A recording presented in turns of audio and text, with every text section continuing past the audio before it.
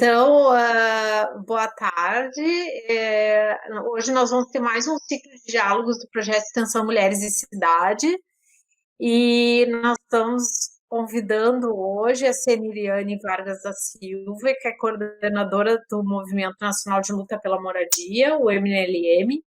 Ela também é presidenta da Cooperativa de Trabalho e Habitação da 20 de Novembro, licenciada em Ciências Sociais pela URGS, e moradora do assentamento 20 de Novembro, educadora social no CPCA e desenvolve trabalho técnico social em empreendimentos habitacionais. É um prazer estar contigo aqui no projeto Mulheres e Cidades.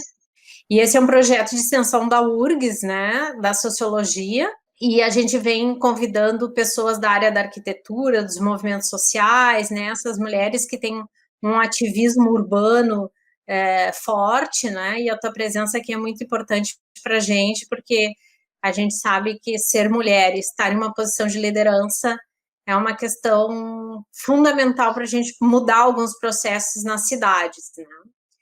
A gente gostaria de saber, assim, como é que tu vê essa relação entre mulheres e cidades? Vanessa, primeiramente agradecer o convite aí e o espaço para estar dialogando sobre esse tema, né, que para nós ele é tão importante. Acho que quando a gente fala, né, as mulheres e a cidade, a gente já imagina e aí isso já demonstra, né, o quanto as mulheres e os homens vivem e têm o seu acesso à cidade, né, de formas diferentes, assim, né? Acho que a tudo dentro da cidade, né? Tem diversos atores sociais que vivenciam a cidade por diferentes perspectivas, né?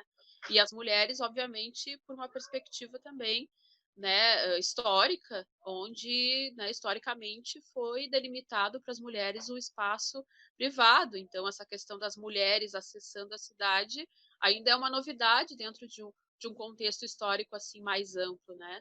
Eu acredito mesmo assim que se as cidades fossem pensadas e projetadas e construídas a partir de uma perspectiva também que contemplasse, né, a forma de viver e de pensar a cidade que as mulheres têm, as cidades seriam muito mais acolhedoras, elas seriam muito mais humanas, né, elas seriam muito mais inclusivas. As mulheres, elas, mesmo quando tem essa possibilidade de ter uma moradia fixa, né, porque a gente sempre traz também essa perspectiva, né, de que a moradia ela é o primeiro direito, né, é o direito básico a partir do qual tu consegue acessar todos os demais direitos, né, é o direito de, enfim, de trabalhar, de estudar, de acessar um posto de saúde, quer dizer, tu não faz uma matrícula na escola, tu não, né, não faz uma carteirinha no posto de saúde se tu não tem o endereço, né?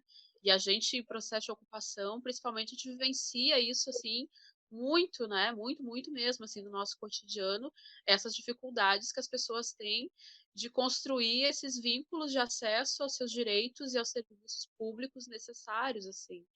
Então, e as mulheres acabam sendo, né, aquelas que vivenciam também muito mais a precariedade da moradia, né? Elas ainda acabam acumulando muito essas tarefas domésticas e as tarefas vinculadas a essa residência precária, né?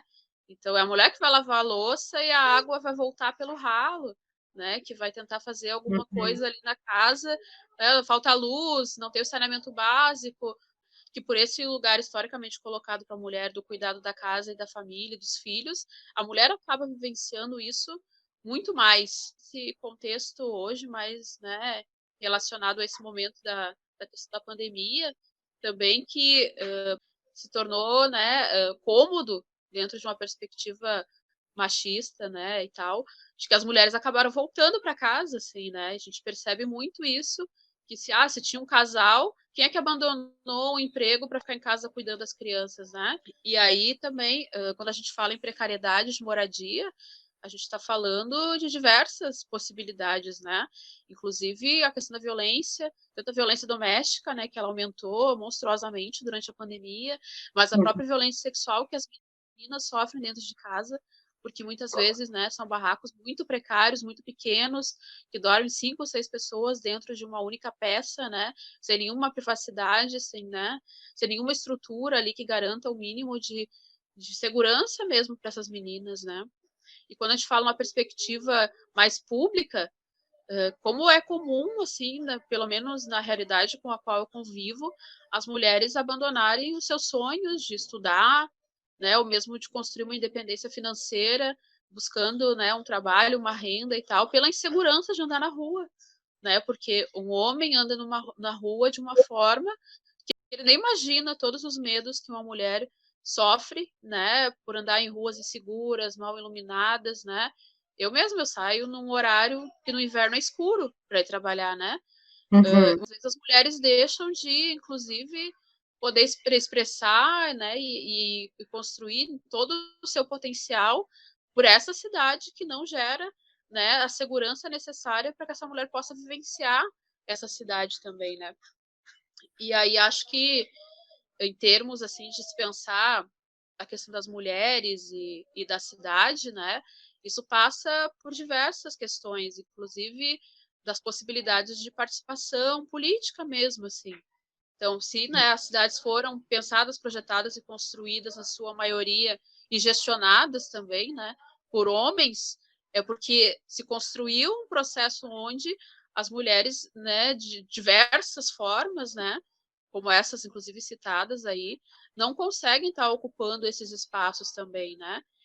E aí acho que também são perspectivas diferentes e possibilidades diferentes, né?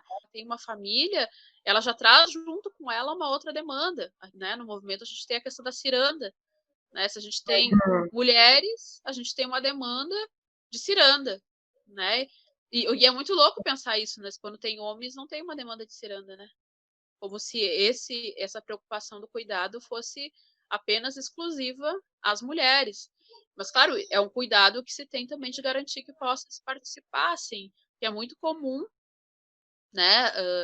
E nas ocupações, a maioria serem mulheres, né?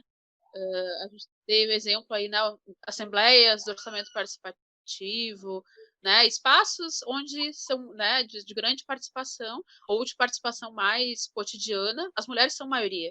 E quando se coloca nesses espaços de representação política ou representação coletiva, é muito mais difícil, porque daí tu tem que romper com uma série de Sim. situações, né, ou mesmo todo um processo de organização. Quer dizer, se eu tenho que sair e participar de uma reunião fora, eu tenho que pensar toda uma logística de cuidado das crianças, ou carregar junto, né, que é muito mais eu acabo fazendo bastante isso, né, Vanessa, até de levar para aula, de levar para reunião, de levar para É, ato, e acaba que a gente leva mesmo, né, até porque sim. né, a gente tem uma lógica aí de formação cotidiana, prática, na luta mesmo, né, e acho que isso que faz um diferencial, assim, por exemplo, eu vejo na minha trajetória, né, a minha mãe me carregava no colo e me carregava para as reuniões e para as plenárias do orçamento participativo e não sei o quê. Hoje eu carrego as minhas filhas, sei lá, na próxima geração, de repente, se elas tiverem filhos, vão carregar também. E aí a Uhum. gente vai construindo as condições para estar, de alguma forma, participando, né, e construindo e trazendo esse olhar também que as mulheres trazem, né, a partir de uma perspectiva de quem vive, assim. Mas é interessante isso, Ni, porque a gente falou exatamente no diálogo passado dessa questão do olhar, né? Do olhar das mulheres na relação com a cidade. E aí, eu acho que tu avançaste um pouco nisso, nessa questão de quais seriam os problemas e os potenciais dessa relação, né? Tu identifica como um problema ainda essa questão de ter mulheres que possam representar outras mulheres, assim. Qual seria, assim, porque tem uma questão de incidência também nesses instrumentos, por exemplo, de gestão urbana, né, como plano diretor, por exemplo, agora, né, revisão de plano diretor, né, se a gente pudesse pensar nesse plano, assim, com o olhar, né, das mulheres, né, seria uma questão interessante, né? Então, eu queria saber, assim, de ti, o que tu vê, assim, como o problema, o potencial dessa relação ainda, que é muito incipiente ainda, né, da mulheres e cidades. Eu acho que a gente tem avançado bastante, assim, nesse sentido, né? Tanto da participação, né, de mulheres, de movimentos, de organizações e tal, como acho que dentro das próprias categorias, né, de profissionais. Nós aqui, por exemplo, no assentamento 20 de novembro, quem nos assessora tecnicamente é o escritório de arquitetura formado por mulheres, né? E o nosso projeto ele foi todo pensado e projetado a partir de um processo muito participativo, e a grande maioria das pessoas que participaram desse processo também eram mulheres, né? Então eram mulheres sonhando, mulheres desenhando, e a gente espera também ter mulheres construindo, né? Porque a gente também vive esse processo aí de capacitação, de formação para as mulheres em diversas áreas, inclusive na construção civil. Tivemos uma experiência recente aí com as mulheres da ONG Mulher em Construção, né? De um curso de instalação hidráulica predial para as mulheres. Está previsto no nosso projeto técnico-social durante a obra também diversos processos de formação, incluindo mulheres nessa área, né? E o quanto é importante a gente ter, né, profissionais também, e isso tem uma influência positiva muito bacana, assim, inclusive com as nossas meninas, né? A minha filha Dandara, por exemplo, resolveu que quer ser arquiteta, né, vivenciando essa questão aí das gurias arquitetas e que são linha de frente nesses processos de debate, acho especialmente no debate aí da habitação de interesse social, né? As mulheres na arquitetura ali têm feito uma linha de frente muito forte, assim, nessa questão da assessoria em processo de regularização. Enfim, eu acho que é uma perspectiva diferente que traz um olhar, né? Quer dizer, a gente tem um projeto que ele traz, né, na sua perspectiva assim, de construção, a elaboração de uma proposta a ser executada de uma política pública de habitação que seria um ideal, assim, de tu pensar moradia bem localizada, né, moradia numa região central, que tem a questão da geração de renda, de garantir a sustentabilidade. A gente sabe que, né, são, na grande maioria, mulheres também, que precisam construir uma autonomia financeira, né? Então, isso é importante. A questão da própria manutenção da estrutura, né? E aí tu pensa, de repente, homens pensando no projeto não pensariam em ter uma ciranda, ou não pensariam em ter algumas estruturas como lavanderia coletiva, né? Enfim, a gente vai avaliando, assim, que de repente, às vezes, passam, né, algumas coisas, assim, né? E aí é um projeto bem bacana, é um projeto que prevê energia solar, cisterna, Tem horta, expansão rural, horta, horta horta, urbana. É, sim. eu lembro da E horta. justamente ele é tão completo e complexo assim, né? E também, de repente, porque tem muitas mulheres envolvidas nesse troço, né? E eles têm a possibilidade de fazer algo bacana, querem fazer o melhor. Porque para nós, eu acho que é muito mais do que um projeto de casa, assim, é o lugar que a gente imagina que nossos filhos vão crescer, né? Então, a gente quer que nossos filhos cresçam num espaço, né, que contemple diversas necessidades, né? Mínimas, mas que muitas vezes nem o mínimo, às vezes, a gente consegue garantir, né? E eu acho que esse olhar, ele traz esse diferencial. O olhar do coletivo, né? Sempre presente, eu acho, né? Da Na, inclusão, né? Exatamente.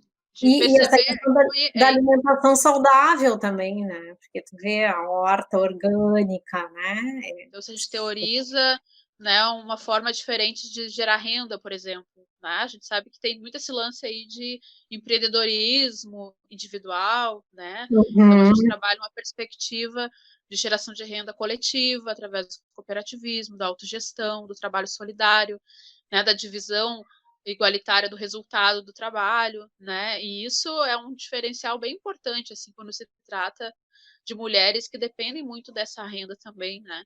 Porque se tu vai trabalhar numa perspectiva de mercado, vai ter alguém te explorando e tu vai receber menos, inclusive, né? Então tu consegue garantir que esse recurso ele seja um pouquinho maior também, assim. E em relação às questões mais da cidade em geral, né? Eu acho que não é muito diferente, né? Quando a gente para projetar o assentamento 20 de novembro, por exemplo, a gente enxerga diversas necessidades. Quando a gente para pensar um plano diretor da cidade, a gente vai enxergar lugares ali onde nós gostaríamos que algumas necessidades fossem contempladas, né? E esse olhar, essa perspectiva das mulheres qualifica muito. Claro, a gente não está menosprezando, né, a capacidade dos homens, mas a gente também quer se incluir nos processos, né? Acho que esse debate ele já é, né, bem colocado, né? As diferenças, né, do acesso das mulheres a tudo, a cidade, aos espaços de trabalho, aos espaços de qualificação profissional, ao acesso à moradia, por mais que a gente tenha, eu acho que até é bacana colocar assim, né? A gente conseguiu avançar no sentido de que as unidades habitacionais, os apartamentos, casas, por exemplo, Minha Casa Minha Vida, seja o nome das mulheres, a titularidade. Isso tem uma diferença, assim, na vida cotidiana, que ela é muito, Uhum. muito, muito bacana de tu observar, né? Por exemplo, eu faço trabalho técnico social em projetos habitacionais, né? E daí bate numa casa, ele pergunta, o responsável da família, né? O responsável pela casa e tal, e o homem tem que dizer, ela, né? Então, e essa segurança de que a casa é sua, porque a gente vive num país que a titularidade, a propriedade, digamos, ela é toda dos homens, né? Isso é insignificante dentro da dimensão do nosso país, assim. E a gente sabe Uhum. também que isso é uma limitação muito grande, né? Muitas mulheres deixam de conseguir construir essa autonomia, ou mesmo, né, deixam de ter a possibilidade ou, né, de construir uma saída de uma situação de violência, porque a casa é dele, né? Então, né, Sim. essa lógica de que o trabalho em casa não é um trabalho um valor financeiro, né? Então, ele banca a casa. Esse trabalho que é feito em casa para que ele possa estar fora não é contabilizado. Então, quem paga é ele. Então, a casa é dele. Inclusive, no próprio movimento, a gente recebe muito, assim, né? Mulheres que chegam em ocupação porque resolveram chutar o balde, sabe? Então, se é dele, ele fique, pega as crianças e vai, né, para ocupação, vai construir uma outra forma de garantir a moradia, assim. Então, essa Uhum. questão da casa, da titularidade, são coisas que elas são extremamente importantes na construção dessa autonomia das mulheres, nessa possibilidade de sair de uma situação de violência, né? Então, tudo isso tá envolvido também, né? E em relação à cidade de Porto Alegre, assim, e o que tu acha, assim, nessa relação entre mulher e cidade, o que precisaria melhorar, assim? Uma das questões que tu apontaste que é bem importante é essa questão da circulação, né, de poder circular com segurança, né, as mulheres poderem andar, ter lugares iluminados, né, estar segura em espaços públicos ou... Mas como é que tu vê, assim, a cidade de Porto Alegre, assim, nessa relação? Acho que a cidade está abandonada, né, Vanessa? Acho que esses últimos anos se focou muito naquele lance para turista ver, assim, e as comunidades estão completamente abandonadas, né? Então, na verdade, é uma falta de tudo. Tipo, eu sou desse período aí, que eu falei, né, da questão do orçamento participativo, onde a gente demandava e as coisas aconteciam.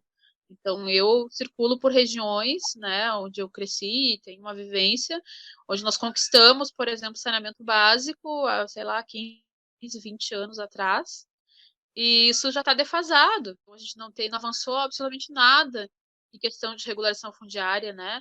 Vem um grande empreendimento imobiliário aí, especulação imobiliária, e vem despejo do nada, assim, né? As pessoas estão ali há 30 anos vivendo naquela terra, já tem gerações morando ali, mas como não tem um bendito do papel dizendo que é seu, não tem segurança nenhuma de ficar naquele lugar, assim, né? Então, acho que isso são coisas que a gente precisa avançar muito, né? Uhum. E em relação às mulheres, eu dei o exemplo ali também da ciranda, né? A gente viveu no último período aí, depois que se criou a lei da obrigatoriedade da educação infantil, que a Prefeitura de Porto Alegre acabou com a educação integral para criar 2 turnos e aumentar vagas. Então, né, se a gente está falando aí das mulheres terem autonomia, e isso passa também por elas terem a segurança desse cuidado que as crianças precisam ter, tem que investir nisso também, né? Como é que as Uhum. mulheres vão poder trabalhar, construir autonomia, ter participação política, ter estrutura, se elas têm, né, os filhos ali, tem a família, né, e não tem aonde deixar. Só que no centro foram 160 vagas de educação infantil foram fechadas aí no último período, né? E em relação a essa questão da mobilidade, tem mulheres que não saem do bairro, né? Fora aquelas mulheres que têm uma rotina de trabalho, né? Que precisam todo dia pegar aquele ônibus lotado, e agora mais lotado ainda, porque se resolveu, né, fazer de conta que tá tudo normal e voltar ao trabalho, porque a exposição, ela sempre houve, né? As mulheres são expostas à violência, Uhum. né, o assédio, um assalto, a um monte de coisa, né, quando vão para a rua. E agora expostas também ao vírus, né? Então, são várias questões aí e que a gente precisa ter muito presente. Tipo, tem bairros históricos da cidade que não tem lotação. Tipo, a lotação na Restinga é muito recente, agora, né, ali no Bom Sucesso, se conseguiu uma lotação também. Quer dizer, e tudo isso é as empresas, né, que comandam a cidade. Então, elas olham para onde tem um potencial de exploração econômica, não olham para a periferia, né? E o cara que está na gestão, esse é o olhar dele também, é construir roda gigante lá para os turistas e a galera na vila lá andando de novo no esgoto a céu aberto, né? Porque aquilo que era na nossa realidade de 20 e poucos anos atrás voltou para nossa realidade de novo, né? Aquela estrutura precarizada lá tá lá ainda, né? Fechando os postos de saúde, gente, pelo amor de Deus, né? É o mínimo que a pessoa tem que ter é um posto de saúde. E aí, E fechando ainda os numa postos de saúde, situação de pandemia, né? acabando com a saúde da família, né, que sempre foi tão fundamental, esses pontos do acesso aos serviços, a questão da mobilidade, a questão de construir possibilidades de, né, projetos habitacionais nas regiões mais próximas do centro. Eu acho que a questão da mobilidade a gente nunca olha com a seriedade, eu acho que o cuidado que precisa, e não, que é uma dimensão essa do transporte que ela é muito complexa, assim, né? É. Porque são concessões públicas, se precariza a empresa que é pública, né? Se precariza a carrice e cada vez se aumenta o preço da passagem. Quer dizer, para sair de casa hoje tem que ter R$ 10. Então a pessoa não sai mais de casa, porque ou ela pega o ônibus ou ela compra o arroz. E o arroz acho que nem dá mais com R$ 10 o preço que tá o arroz também, né? Mas Uhum. então é algo assim que se a gente quer falar de acesso à cidade, a gente tem que falar que a gurizada tem que ter passe livre, né? E é um passe livre de verdade, não é esse voo à escola que eles dão para meia dúzia de crianças, qualquer coisinha eles cortam, né?